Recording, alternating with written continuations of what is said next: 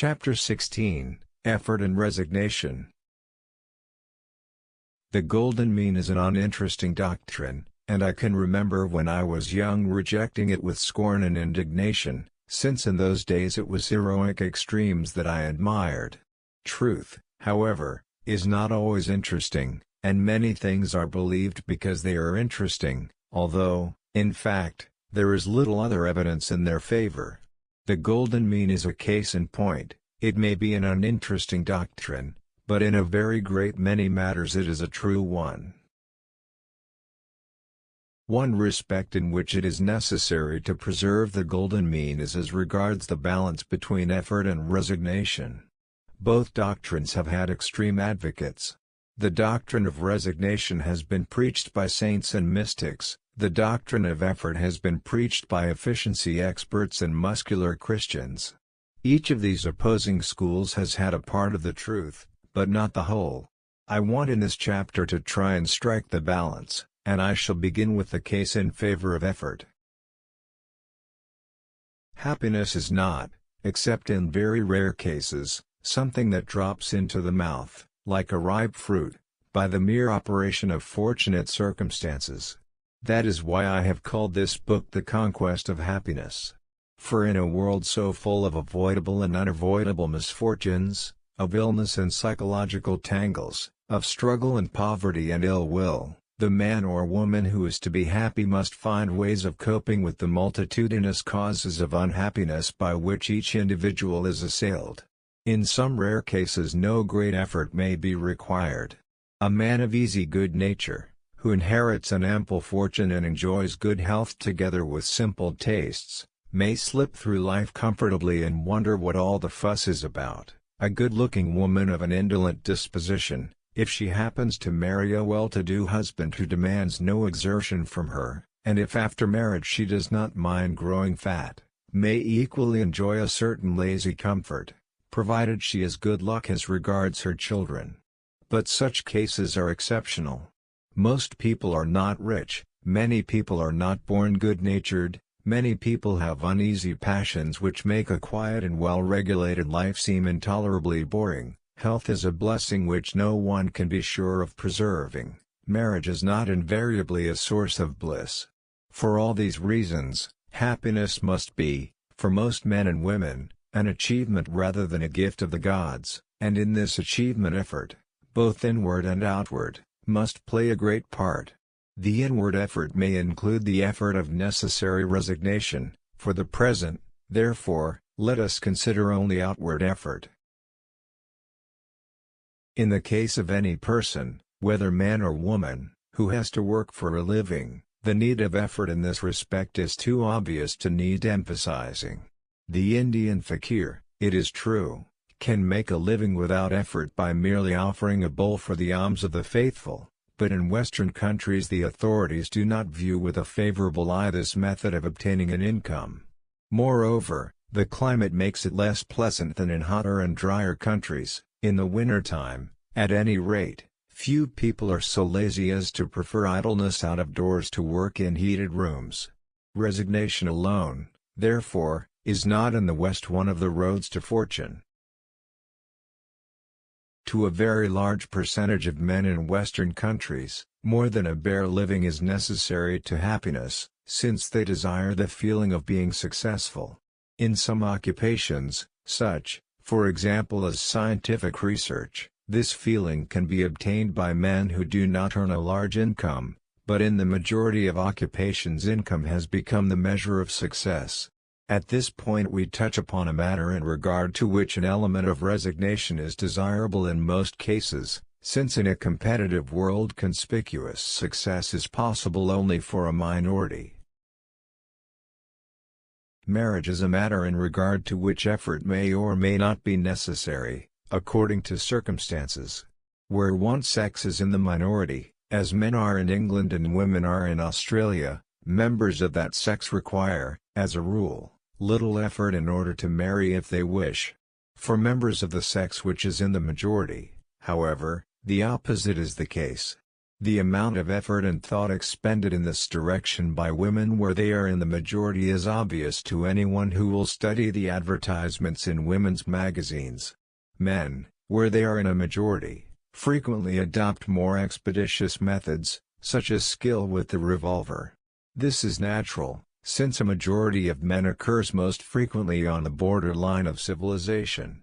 I do not know what men would do if a discriminating pestilence caused them to become a majority in England. They might have to revert to the manners of gallants in a bygone age. The amount of effort involved in the successful rearing of children is so evident that probably no one would deny it. Countries which believe in resignation and what is mistakenly called a spiritual view of life are countries with a high infant mortality. Medicine, hygiene, asepsis, suitable diet, are things not achieved without mundane preoccupations. They require energy and intelligence directed to the material environment. Those who think that matter is an illusion are apt to think the same of dirt, and by so thinking to cause their children to die. Speaking more generally, one may say that some kind of power forms the normal and legitimate aim of every person whose natural desires are not atrophied. The kind of power that a man desires depends upon his predominant passions. One man desires power over the actions of men, another desires power over their thoughts, a third power over their emotions. One man desires to change the material environment, another desires the sense of power that comes from intellectual mastery. Every kind of public work involves desire for some kind of power, unless it is undertaken solely with a view to the wealth obtainable by corruption. The man who is actuated by purely altruistic suffering caused by the spectacle of human misery will, if his suffering is genuine, desire power to alleviate misery.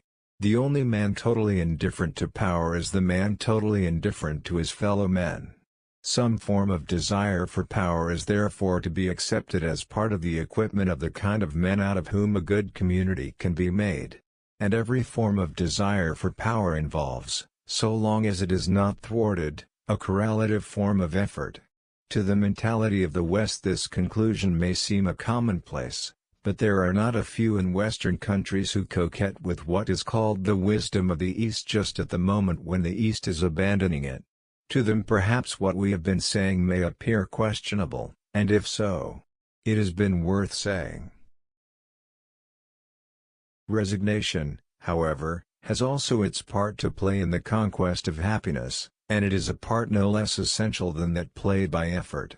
The wise man, though he will not sit down under preventable misfortunes, will not waste time and emotion upon such as are unavoidable, and even such as are in themselves avoidable he will submit to if the time and labor required to avoid them would interfere with the pursuit of some more important object.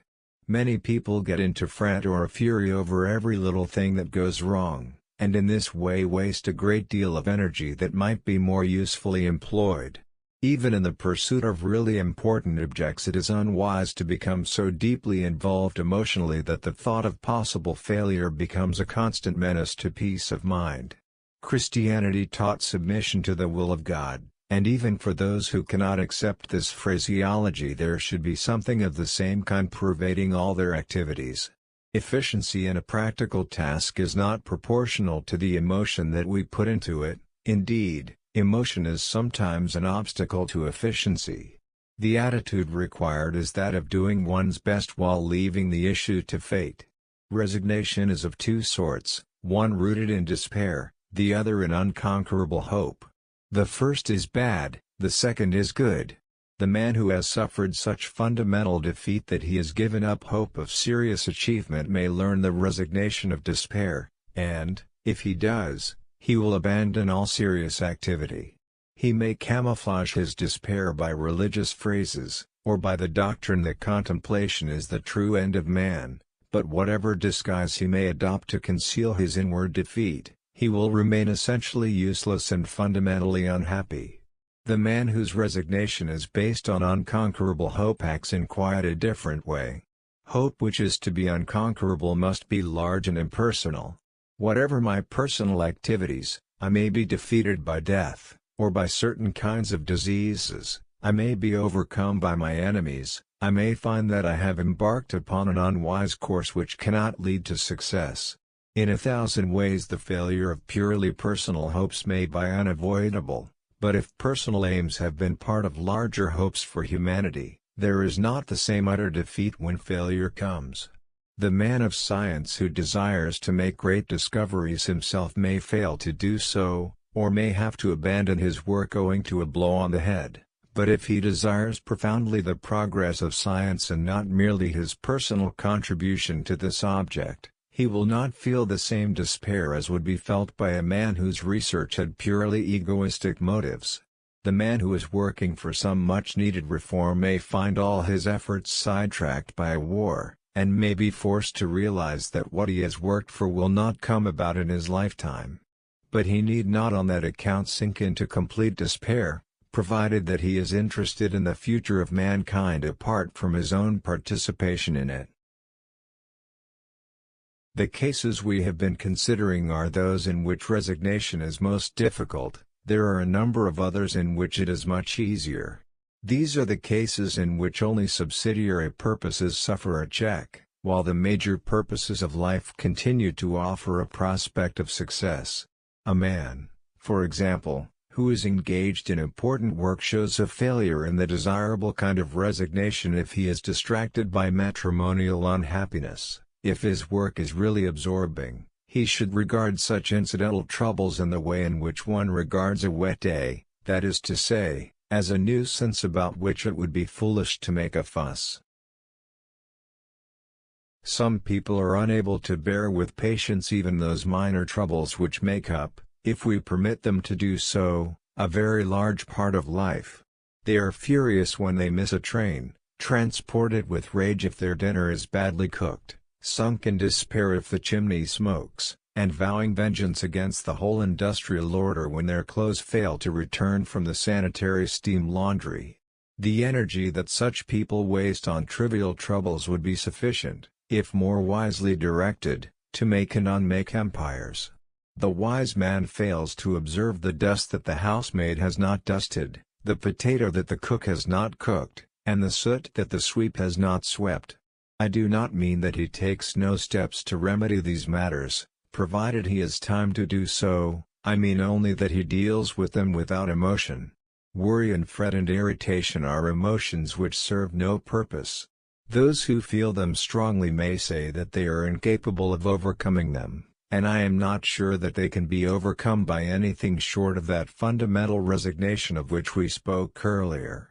The same kind of concentration upon large impersonal hopes which enables a man to bear personal failure in his work, or the troubles of an unhappy marriage, will also make it possible for him to be patient when he misses a train or drops his umbrella in the mud. If he is of a fretful disposition, I am not sure that anything less than this will cure him. The man who has become emancipated from the empire of worry will find life a much more cheerful affair than it used to be while he was perpetually being irritated.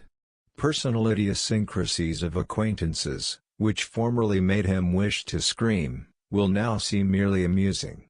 When Mr. A for the 347th time relates the anecdote of the Bishop of Tierra del Fuego, he amuses himself by noting the score, and feels no inclination to attempt a vain diversion by an anecdote of his own.